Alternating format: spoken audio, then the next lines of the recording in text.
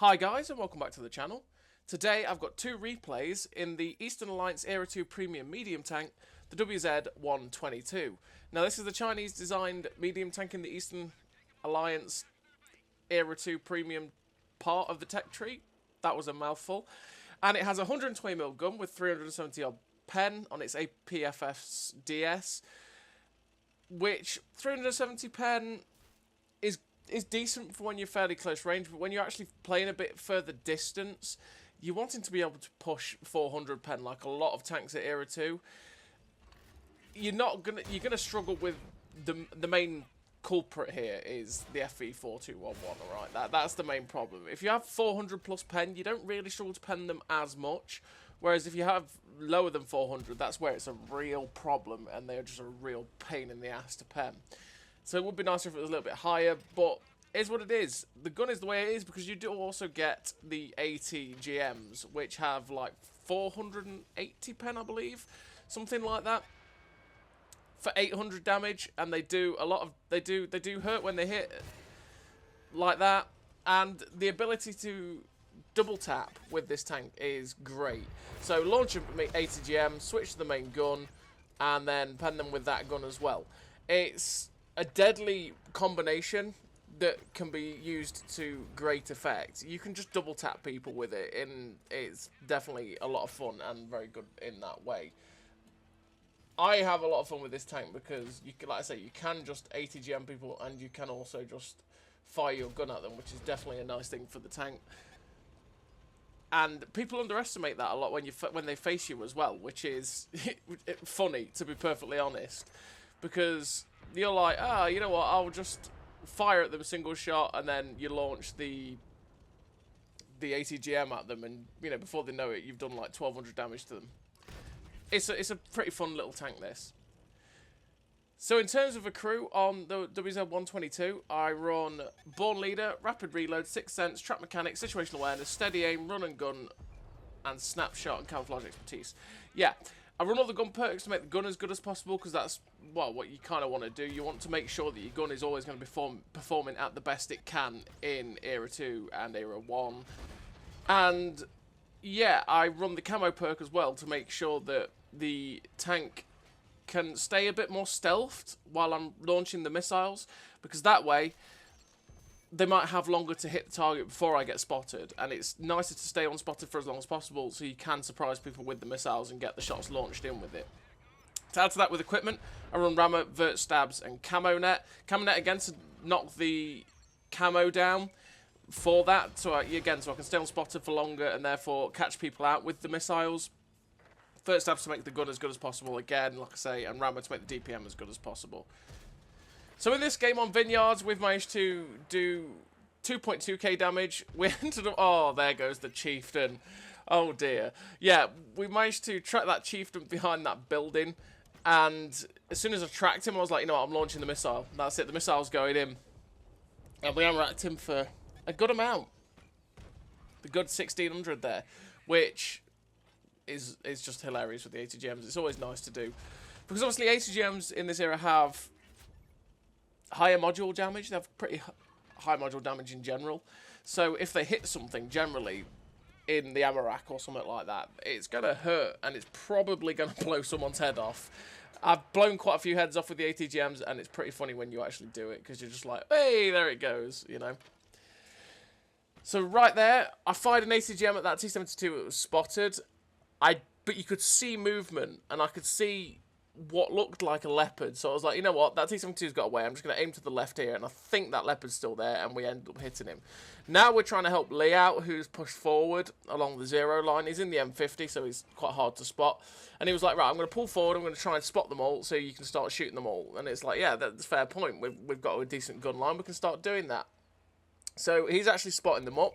But then, all of a sudden, out of the blue, all the people that are camping up there, which normally what happens is everyone just stays up there no matter what, right? And they all camp. Nope, this time, for some reason, they're just all like, YOLO, run, charge, you know? We're launching 80's GM to try and help Lee out as he's getting YOLO, but unfortunately, it doesn't pen the T-72. We've been really unfortunate not to hit or pen anything at this point. Although we're going to get a nice shot into the M50 now. Now, there's a problem with the WZ-122 in the fact that it does have 370 pen. When you're firing at tanks at longer range, like firing at the T-72s, even hitting them in the side sometimes, it is just like track damage only and that's it. And you won't do any damage, and you just ricochet a lot of shots. With that sort of pen, you want to be a little bit closer, but at the same time, the tank has no armour. It isn't really designed to be close range. It's designed to be sort of that mid-range support. So now this Arctic Hiss is running in, and it's like, this guy is a priority. I don't want to get missiled by this bloke. He is going to hurt me a lot if he manages to get that shot in. So we're trying to missile him, but we don't lead it anywhere near enough. We're not close enough for that. But fortunately enough, the Mobat, which has awful shot dispersion on the move, hits him on the move, tracks him, and then rams him in Mobat style. Shuts down the Arctic Hiss, and now we can turn to face the other 3 tanks that were coming from behind us. And we've got 1 missile left, and we've got 13 rounds. We should be able to deal with this. The missile is deadly enough, so we load the missile. It's like, okay, I'm going to go for the Leopard, but actually, no. I'm going for this little M50. We get a shot into him, and it's like, okay, no, turn the attention to the Leopard. Missile out, switch to the gun, fire, kill him, and then give this M50 a little love tap to get the kill. Free aim the shot on the T-72, and in the blink of an eye, 3 kills just like that. WZ-122. It's good for that sort of thing. We finished with the victory, 6 kills, 8.7k damage, 2.7k assistance. The ace tanker, 1960 base XP. Would have been a Top Gun, but, you know, there's no medals in Cold War for some reason that I think only Wargaming knows why there's no medals in Cold War. It doesn't make sense to me. Like, I think I've said this before. Now, obviously, there's medals that are named after World War II tankers, like Paul's medals, Rodney Walters, etc., etc. Now, I get that they might want to change and create new medals for those 10 kills, sorry, that reflects the era, possibly, more so. Cold War era. But basic medals, Confederate, High Caliber, Top Gun, Devastator medal, you know, those sorts of medals, why can't they just be switched on? You know what I mean? Like, so you get 6 kills, you just get Top Gun. You get 7 kills, you get Devastator. You get the highest amount of damage out of in the game, you know, out of the 25, what is it, 20% percentile, something like that. You get High Caliber. You damage 6 tanks without killing them, etc. Whatever it is for a Confederate, you get the Confederate medal. Shiny medals are cool, and earning shiny medals is really cool. I don't know why they aren't activated. I know they were talking about bringing in medals and they want to make the Cold War medals and stuff like that, and it's like a discussion, but it's like, well, in the meantime, you could just activate the basic ones and then come up with ideas for the other ones that are, you know, World War II style for the other kills and other medals generally. That's my 2 cents anyway. So we're on the second game, and we're on Nomini Nom. And a big Nomini Nom, we can take this position here and get good shots and spots out on the people over there. Now, I do like this position because I can either face the guys that are running down the 1-2 and the JK, or I could also, using True Vision, spot the people and shoot them quite easily that are on the other flank that you just saw me fire that missile to. Now, we fire a missile at this T-72 AV, get very lucky that that pens, because, I mean, T-72 AVs are an absolute pain to pen with things like missiles, because they have ERA everywhere. We launch another missile at the T-72M1. Unfortunately, it hits the back end of that T-72M1, which means that it just doesn't pen because it hits, well, no armour, really. But we're in a good position. Now, you did see it there, but the WZ-122 does have an annoying wiggly gun bug, which has never been fixed, which I think is something to do with the multi-gun system. But the gun actually wiggles a lot in sniper mode, and it's really annoying. And I have a feeling that's what causes the missile, well, switching from the multi-weapon system to the single-shot gun miss issue. That sometimes you can fire a missile with the multi-gun system, and then if you immediately switch back to the gun and fire, for some reason it just hits the floor. Because it's like you switch to the gun and then the gun wiggles, and then it fires at the floor. You know, it's really annoying in that way. So, Lee's over on the other ridgeline over here. So I'll launch a missile at this T-72 to help him out, because he's getting YOLO'd. Managed to pen that one, fortunately enough. Pen him then with the main gun, and he's now a one-shot for Lee, so he should be pretty easy for him to take out. That's where, again, that's where this gun is really good. Support like that. Dealing with tanks, getting rid of the hit points really quickly. It's really nice for that, because that guy had a lot of hit points. Lee penned him. I penned him with an ATGM for 800, then penned him for another 450 odd with the gun. He's like down 1600 within 2 seconds flat, and that engagement changes in the blink of an eye.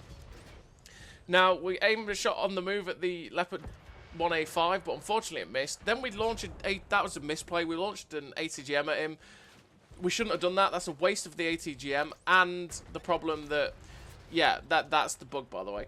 Yeah, the problem that once he got behind that rock, we were never hitting him with it. But here, we can launch the ATGM in. We managed to pen him with that.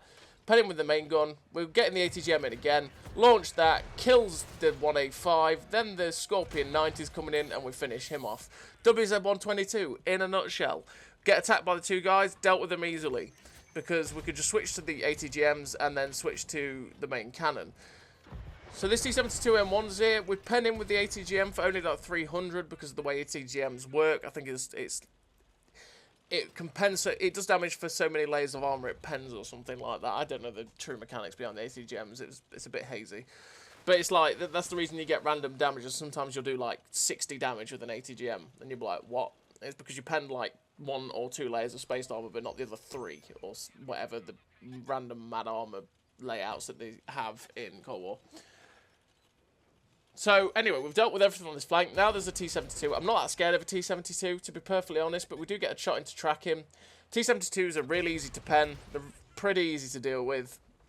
The T-72 Ural, that is, not the M1. The M1's a bit more of a tricky task. The Ural is really easy to pen. It's just not the best of tanks in general.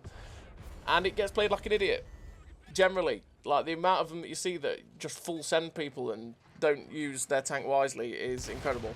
And they're usually juicy targets, especially with ATGMs. Although I didn't power on in the last game. If you fire an ATGM at a T-72 M1 like you saw earlier on, the M1 is more than likely going to only take like half the damage, if that. And the Ural is more than likely just going to get penned, because just the armor plates and the different armor layouts. But anyway, the T-72 Ural gets dealt with. Now there's the Leopard 1A1. We got 2 shots into him, and there's 1 tank left. And at this point, I've run out of ATGMs, and I'm just like, I wish I had more ATGMs. I could do some mad extra little bits of damage with them. But it is what it is. We only get 8 in this tank, and we've still got enough rounds to deal with this Mobat. So hopefully we'll get there. We're kind of leading the charge with this T-72 M1 with me. And it's like, please, I want to get there. I want to try and break 10k. Come on, let's go. It's like, hello, Mobat. 1 in on the move, auto-aim. We're just going to try and get around. He could have shot the 934 there, or whatever it is. But he shot me. And unfortunately, my team kills the Mobat, and we can't quite break 10k. But we finished with the victory. 5 kills, 9.8k damage, 991 assistance. The ace tanker, 1862 basic XP. A really nice game for the WZ-122. Best played as that mobile support tank, because you don't really have any armor, and if you get stuck into a brawl where people focus you, they will pen you every single time because you don't really have armor. You do have angles, so you can ricochet things, but yeah, it is what it is. So as always, everybody, thank you very much for watching. I'll see you next time.